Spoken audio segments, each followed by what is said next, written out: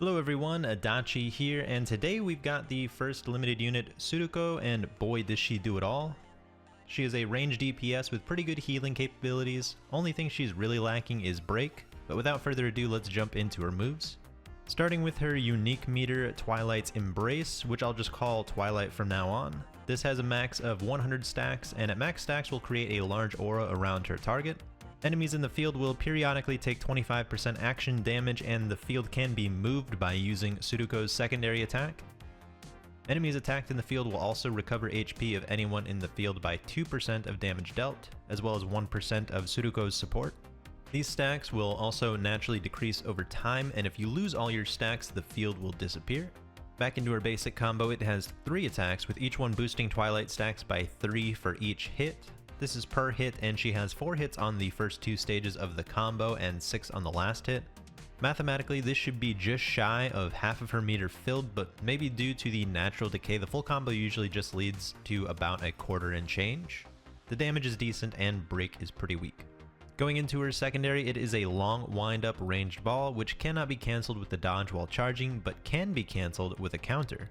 You can cancel the end lag after the shot is fired off though with a dodge, giving you control back sooner at the cost of some stamina. This will give 40 stacks of Twilight, making it around the same generation as a full combo. As far as which optimally gives most stacks, I'm not really sure as they're pretty close. It's probably the secondary at the cost of stamina and a long animation you can't dodge out of. Honestly, I'd just say stick with whichever is easiest.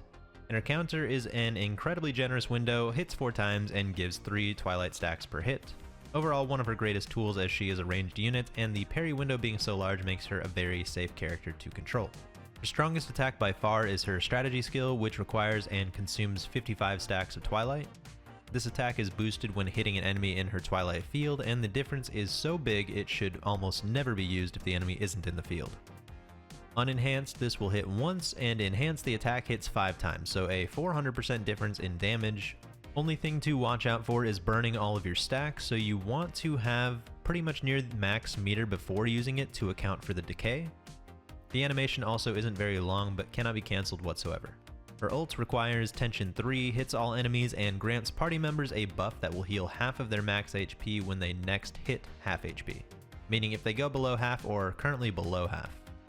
Overall, not really worth it in my opinion. Tension 3 ults are really hard sells, but maybe it could come up if things are going rough and you have no other sources of healing.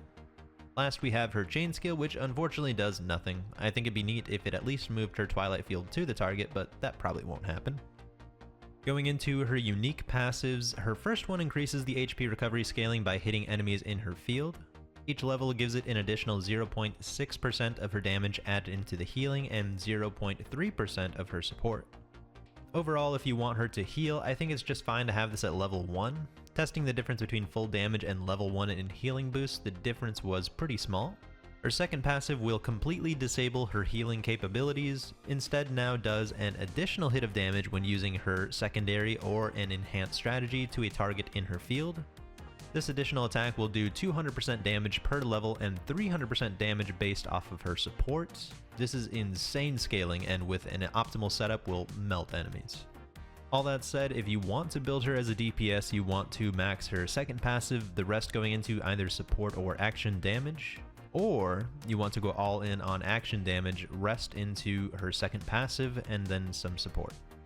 She has higher scaling on things that utilize her support stat like healing and her second passive, but action damage will affect everything across the board. From my testing between many combinations of passives and gear, it seems that full dumping into action damage or her second passive are pretty similar, but this is assuming you have her with one dupe, which we'll get into later. Without any dupes, I'd have to assume action damage will beat out the second passive. Unfortunately, I can't turn off dupes though to test this difference.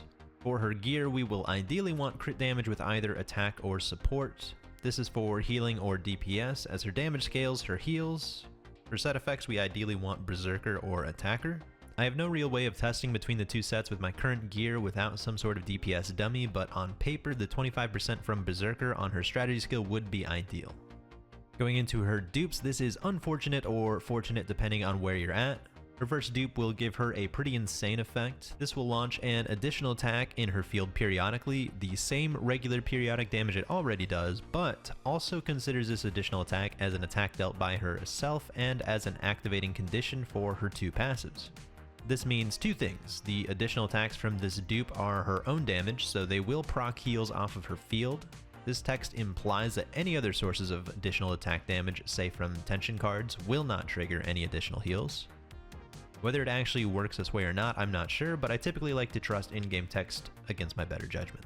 It also means when the field pulses, this also procs the additional damage of her second passive. This is a pretty insane boost in damage and heals so long as the enemy stays within her field. Depending on my setup, on average, her second passive does between 15k to 20k damage on crits, which is now also happening in her field every couple seconds. Unlike other guides I've done, this is the first time this is just a straight up huge boost off a dupe, so like it or not, if you really like Tsuruko, I would say definitely make sure to pull at least 1 copy as well. Her next passive at 3 dupes luckily is pretty eh. When she ults, you will get an additional effect that will keep you at 1 HP the next time you would take a hit that would kill you. Now I don't know if this is tied to the buff that the ult gives, which removes itself when you're below half HP, or if it's independent and would still save you from a killing blow. If anyone has her with 3 dupes and could let us know in the comments, that would be much appreciated. Regardless though, I think in most cases this is pretty bad, as you will almost never want to use her ult anyway. At 5 dupes, when Tsuruko deploys her Twilight Field, she will boost her attack for 10 seconds by 20% of her support. If you have her at max dupes, this is when you probably would want to run gear that is crit damage and support, as that is a pretty huge boost. Another passive I unfortunately can't test, as her secondary attack redeploys her field. Whether this would refresh this attack buff or not isn't very clear, but if so, that would be pretty insane. Again, if anyone could confirm that her secondary refreshes this buff, that'd be great, but overall a pretty insane buff. Definitely not worth going max dupes though, unless you're a whale. For teammates, I think Tribe does a real great job of any team really working. In an ideal full DPS environment, I'd say 1 breaker and an additional DPS. Breaker could be from Kazuki to Yo, and the DPS could be anybody. I always like Iroha though, as she can always put out some pretty crazy damage. Another consideration would be Geo to shred defense and make Tsuruko look even better. She does have a certain playstyle tech we'll get into that really benefits from drawing aggro away from herself. In this case, you would want to run a tank like Roku or Q to do just that. Ideally Roku for a multitude of reasons, but the biggest being to go check out my Roku guide and find out for yourself. He's insane. Looking at tension cards, I always prioritize crit rates. We have many insane ways to boost it in the current state of the game. Full party, strike zone are pretty much guarantees in every team unless you're experimenting with some different types of setups or playstyles. Things to hold on to is pretty crazy if you're running a shielder, plus Tsuruko can keep stacks up real easily. Considerations for the other slots would be ferocity for the revive. Battle Tactics is neat because it gives access to Curse at 0 tension, which is normally not great, but pretty decent on Tsuruko, especially on team/playstyle choice. Speaking of Curse though, is Diligent Perusal, which I don't own. This boosts damage of additional attacks for 10 seconds after a secondary attack, and while Cursed, boosts them even further.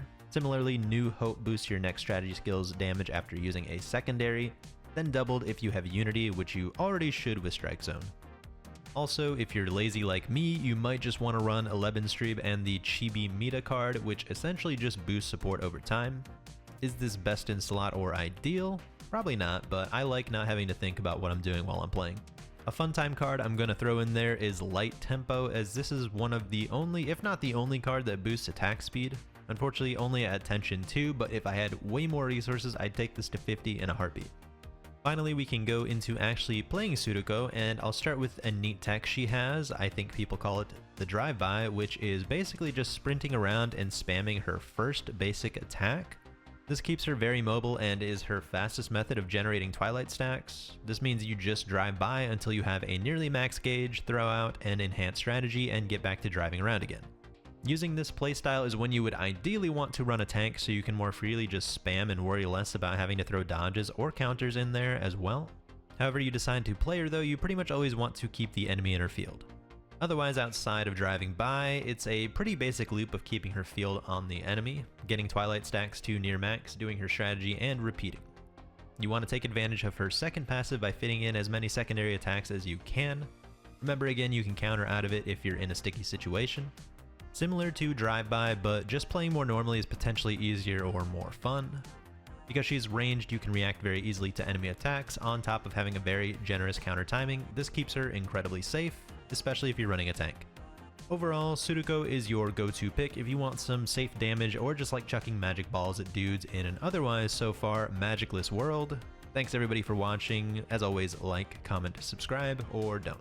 See ya.